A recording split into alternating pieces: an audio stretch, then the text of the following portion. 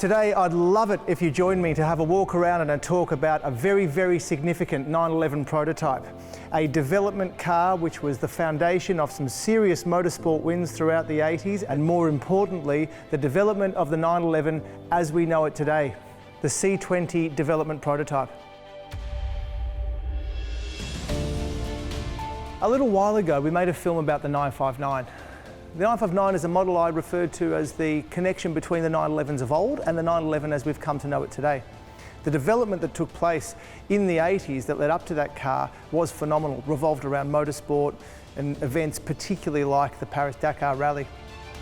The interesting thing about the development of the 959 was not it so much as the cars before it.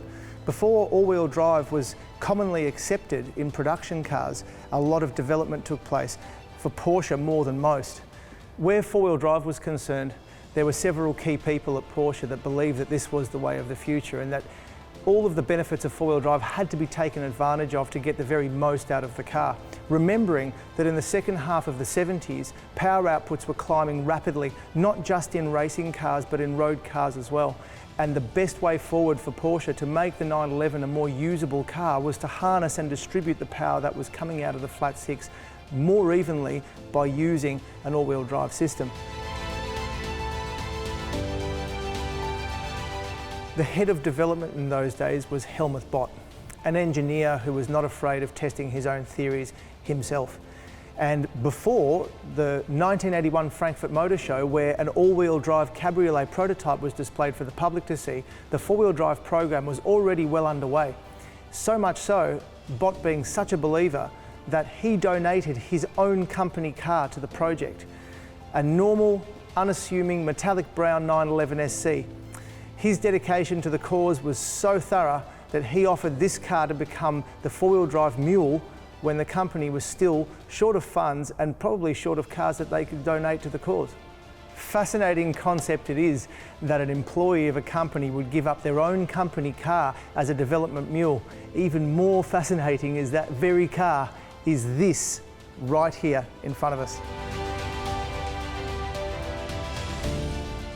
After Bott handed the car over to Weissach, the first stage of its development began. It was converted to four-wheel drive initially by using a 924 open spool front differential and a very simple drive shaft that ran through a torque tube driven off the gearbox. It was also at that time designated C20, and so began its development, undertaking a rigorous scheme of jumps and driving over all manner of terrain, time spent at the Aero tank proving ground. It was, during 1982 and 83, taken back by Bott as his winter car to prove its use as a normal road-going 911 with all-wheel drive.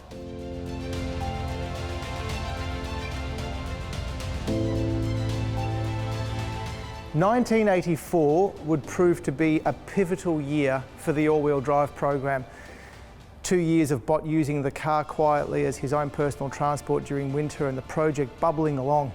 During 1984, Porsche announced that it would partner up with Rothmans to develop a series of cars to take on the Paris-Dakar Rally.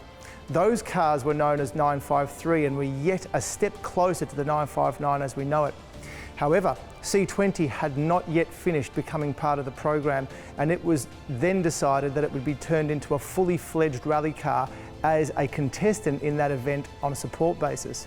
The car was blown apart, stripped completely and seam welded, with all of the engine, gearbox and suspension mounting points being beefed up to tackle what would ultimately be the car's biggest test.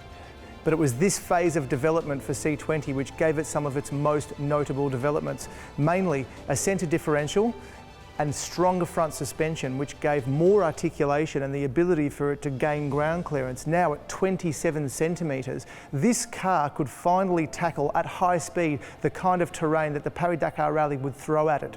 The 953s went on to conquer the event overall, with René Medge taking line honours.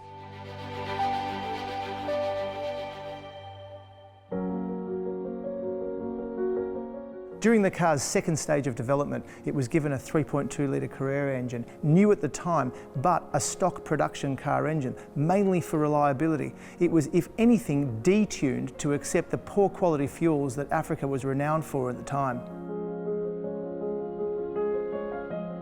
In complement to making C20 as strong as possible, there was a program in making the car as light as possible, with fiberglass front guards and bonnet, as well as plexiglass in everywhere except the windscreen, and drilled aluminium bumpers.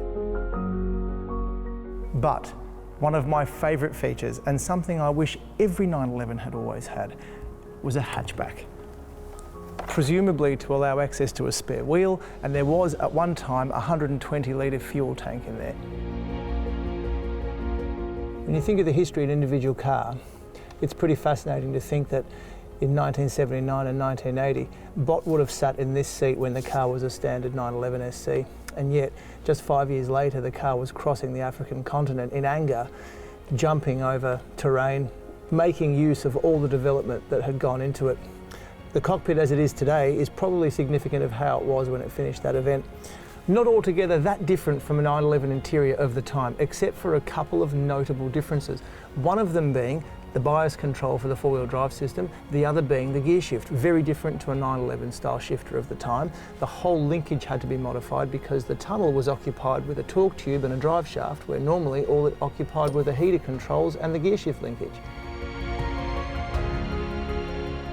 Once the event was finished in Africa, the car was sent back to Germany, where it did possibly another couple of years as a prototype mule for various ideas to be developed. All the while, the very, very technological development of the 959 was taking place. Eventually, by '87, Weissach had basically come to the end of their use for the car. And that's where it gets interesting. The reason that this car came to be here in Australia is due to basically the single most important name involved with Porsche in this country, Alan Hamilton, written right there on the door. Alan brought the car back to Australia to, in his words, become part of the collection. But happily, he contested a number of events with it.